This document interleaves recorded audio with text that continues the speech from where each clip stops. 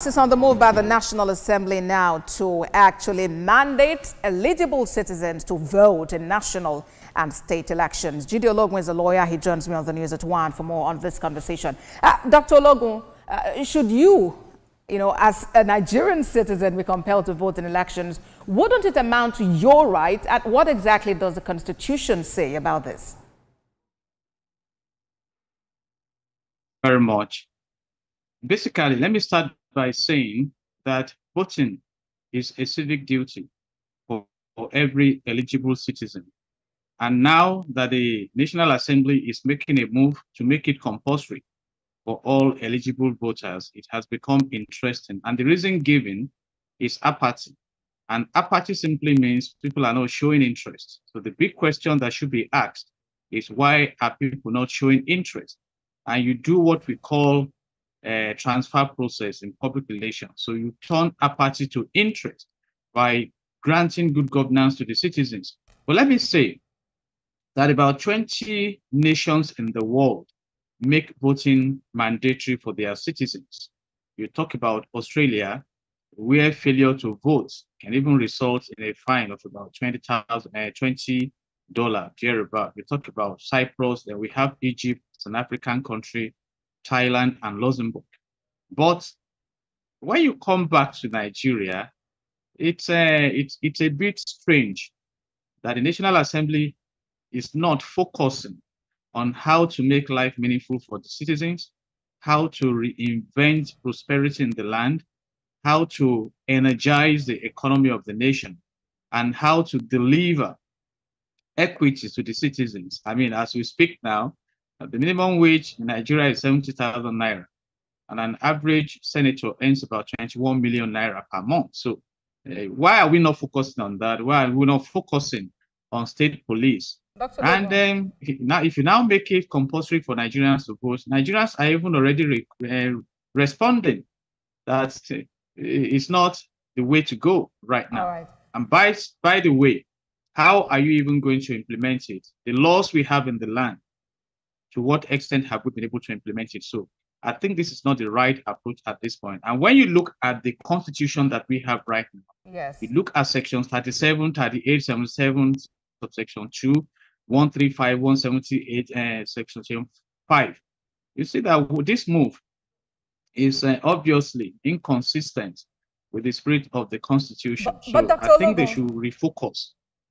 Okay, yes, they should refocus. I was curious as to what alternative strategies could they have adopted to tackle the issues that they are looking at, which are voter apathy and to improve participation in elections.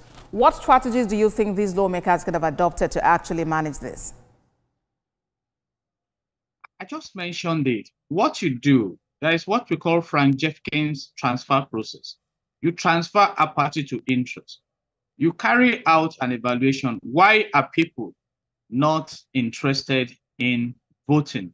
Because many believe that the process is not transparent, that it's not democratic in nature, that it does not fulfill the tripod of global standard of being credible, transparent, and of course, fair to the voters, which are the main reason why you even have democracy. Is the government of by the people and for the people.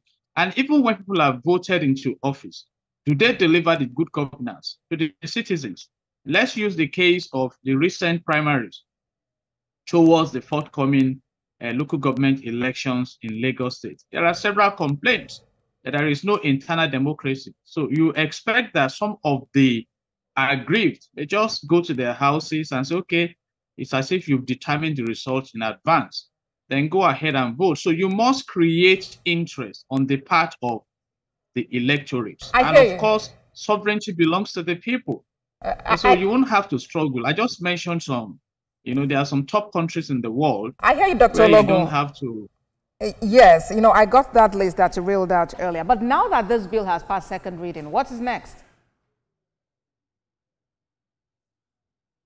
The next thing, let me even say this, before a bill translates to law, it takes some very crucial steps, constitutionally speaking. And from what we are perceiving right now, this bill may be dropped like many other bills, and let them focus on Section 14, subsection 2 of the Nigerian Constitution 1999 as amended, that says that security and the welfare of the citizens shall be the primary purpose of government. Then, when we can deliver on this primary purpose of government, people will come out to vote.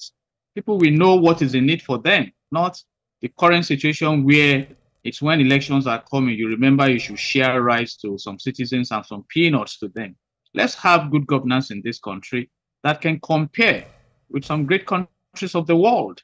But like I said, some countries have made it compulsory for their citizens, but there are other indices that they have put in place, all right, to manage the whole process. So what can engender the voluntary interest of eligible citizens to vote in Nigeria should be the concern of the National Assembly. And on that side of arguments, I proceed myself.